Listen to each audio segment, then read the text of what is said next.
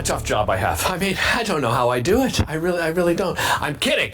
Big thanks to all of our guests so far. I mentioned this on yesterday's show. I absolutely love theater. It is one of the best experiences you can have is going to see live theater, and I can't stress enough how many opportunities we have here in Ottawa, and I really encourage you to take advantage.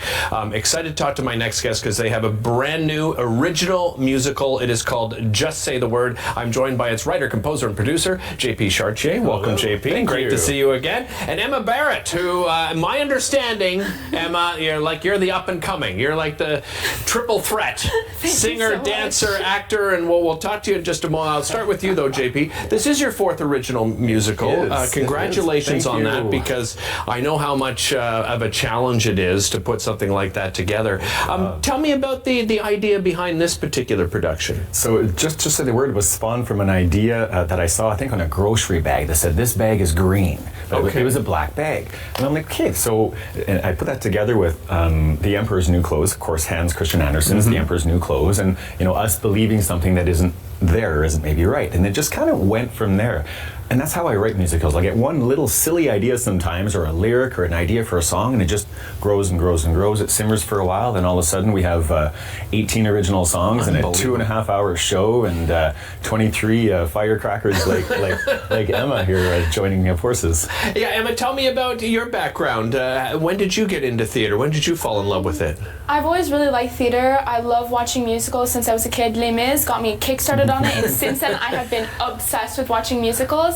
And then I'm at De La Salle High School in theater, and so I really like doing that, and I sing and dance when I get the time to, and a lot in front of the mirror and in the shower probably, like many of us growing up. Yeah, for sure. Tell me about your role in the production, Emma. So Clara is the princess, the daughter of the king, and basically she learns how to take the reins of the kingdom, and she gets more confident as the show gets along after dealing with all sorts of difficult times with the king. She gets more confident, she gets into the zone, she owns it, and she ends up being very powerful, and I think that's really awesome. Tell me a little bit more, JP, of these difficult times that Emma's referring to. It's great because I'm actually the vain king in the show. Okay. And what we did with the show is actually we tried to take the focus away from the vain king and put it towards girl power, the power of the princess, power of women, and the way it should be. And we talk a lot about equality, and it's tough to play a mean bullying role when I have to yell at this poor girl, and it's horrible because I think I'm a nice guy until I have to put my king role on and then have to look her right in the eye and tell her mean things. But she's basically bullied by her father because her father wants, he wants all the power, he wants all the money, he wants to be known and loved and revered. But I mean, real life comes in, and the strength of his daughter and the strength of the kingdom, who sort of sees through his veil and sees what he's trying to do. A lot of the support, actually all the support, goes over to where it should be, is doing it properly. So trying to wield this power by sort of suppressing others, like Emma? Yeah, you betcha. Which is horrible, and unfortunately we see that a lot of times in the different stories. We see that in real life too. Yeah. So to take that and to break that and to put it aside and to put the focus where it should be. Emma, what other productions have you been a part of? I've done a lot of school productions with De La Salle, plenty of those. I was also in I Forgive You at the NAC.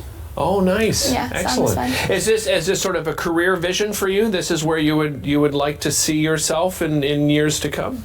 I do want to write my own musicals when I'm older, and I want to run school musicals as a high school teacher, and I definitely see myself doing community theater when I'm older. I think you've met the right guy then, that's for sure. JP, you mentioned, that spark, that grocery bag, but did you start with the songs or did you start with the story? What was the process like for writing? It's different, and it's funny that you asked this question because every one of my musicals starts differently. You'll get a song. My first musical was just a song idea that I had and kind of built from there.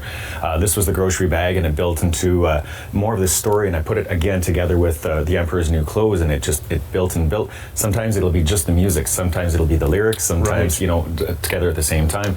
And it's neat because this musical I got to grow even more than I normally do, because it's not just your big typical Broadway songs and your power ballads, but we have sea shanties in there. I wrote a sea shanty. Oh, really? I have a techno swing song in there. Nice. I have there's so many varieties of music, and it's great. And I'm so lucky because I'm not just surrounded by 23 3 other people on stage, but we have so many people helping out in the background. I have my orchestrator, Frédéric Desroches, who is just absolutely outstanding, and the music you're going to hear was orchestrated by him, and it's great. So it's not just what you see on stage, it's like, everyone here. Yeah, exactly. I mean, we wouldn't be here without everyone else surrounding us, and that's really what Just Say the Word is like family on stage, but family off stage as well, and how it all comes together. Well said, and there's so many benefits, Emma, being a part of something like this. I mean, you become such fast friends, and you get to meet, people you would never have met before. What has the experience been like, in rehearsals? And,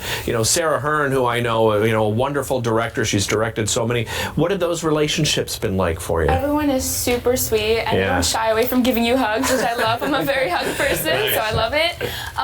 They also bring snacks, and I love the snacks. It's a great addition, but yeah, they love helping us out, and it's really nice. If you have any questions, they always answer them right away, and they're always happy to help you with anything. So, JP, it's an interesting, from your side of things, being the writer and composer and producer, and then you kind of give the reins over to somebody like Sarah.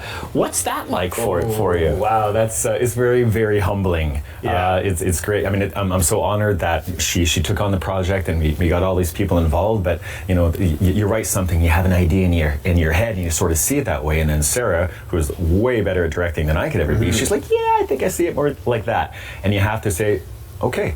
And you have to trust the process, just like people who come in and they trust the process. Me on my side as well, I have to as well.